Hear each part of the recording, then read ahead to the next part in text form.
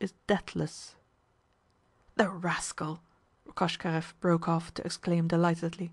"He has got you there, Monsieur Chichikov, and you will admit that he has a sufficiently incisive pen?" 2.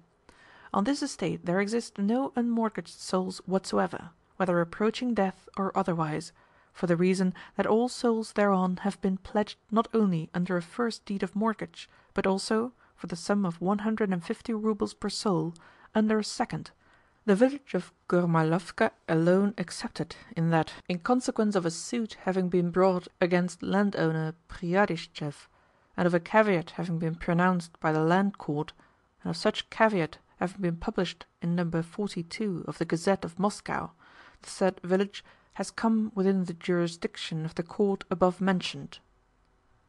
"Why did you not tell me all this before?" cried Chichikov furiously.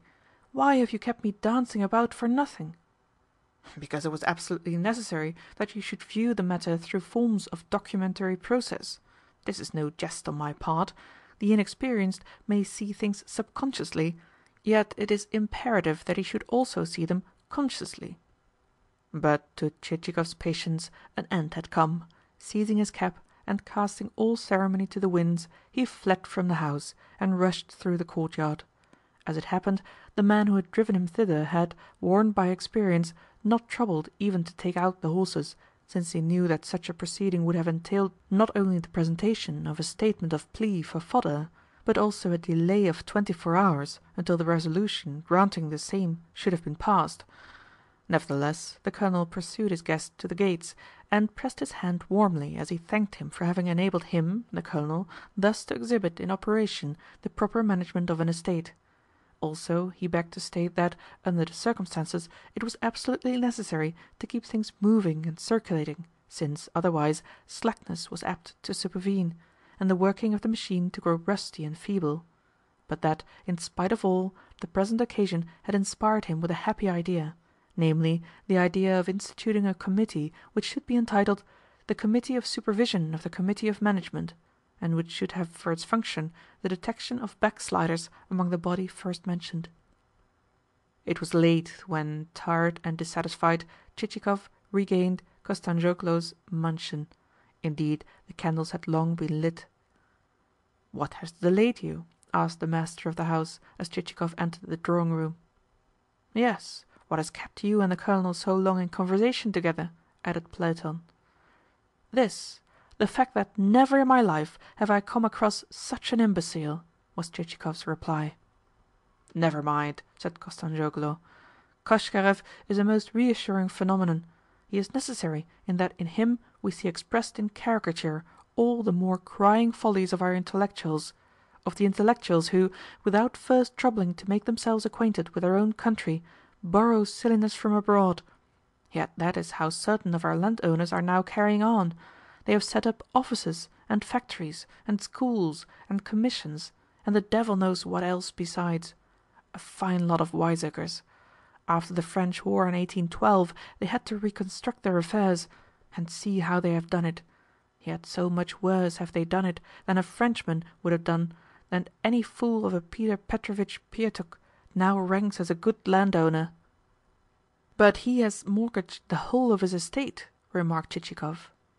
"Yes, nowadays everything is being mortgaged, or is going to be." This said, Kostanzhoglo's temper rose still further.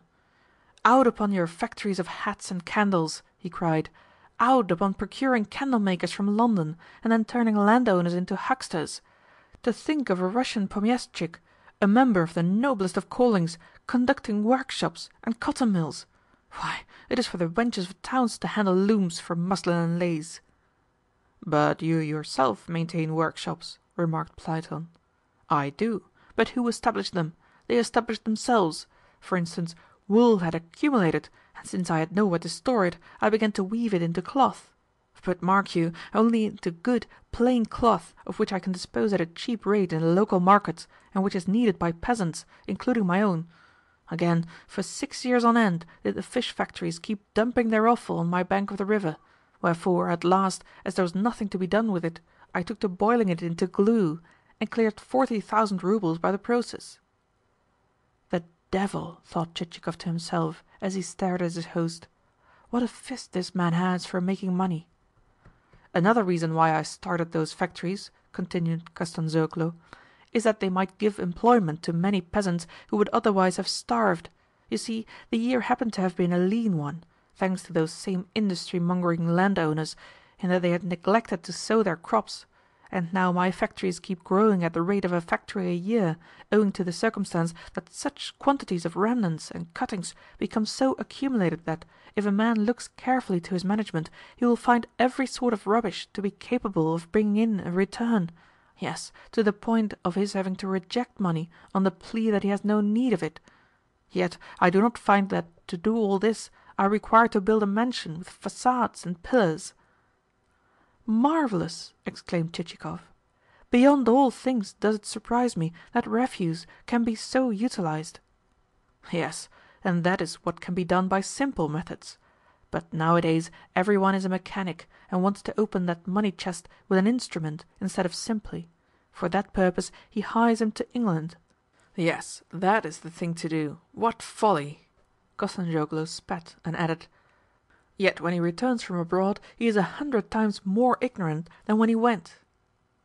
"Ah, Constantine," put in his wife anxiously, "you know how bad for you it is to talk like this." "Yes, but how am I to help losing my temper? The thing touches me too closely, it vexes me too deeply, to think that the Russian character should be degenerating. For in that character there has dawned a sort of Quixotism which never used to be there.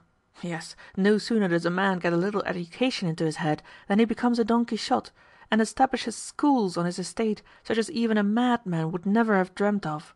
And from that school there issues a workman who is good for nothing, whether in the country or in the town, a fellow who drinks and is for ever standing on his dignity.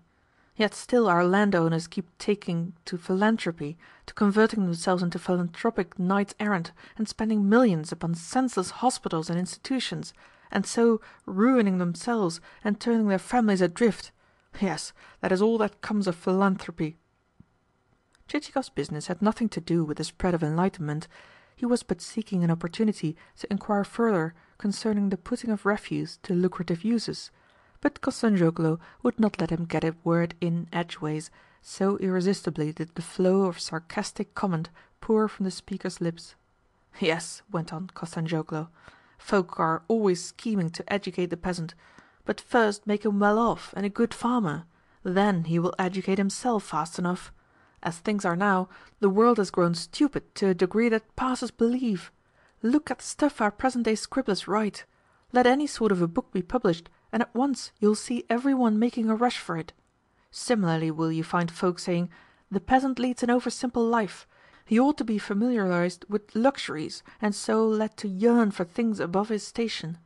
And the result of such luxuries will be that the peasant will become a rag rather than a man, and suffer from the devil only knows what diseases, until there will remain in the land not a boy of 18 who will not have experienced the whole gamut of them, and found himself left with not a tooth in his jaws or a hair on his pate.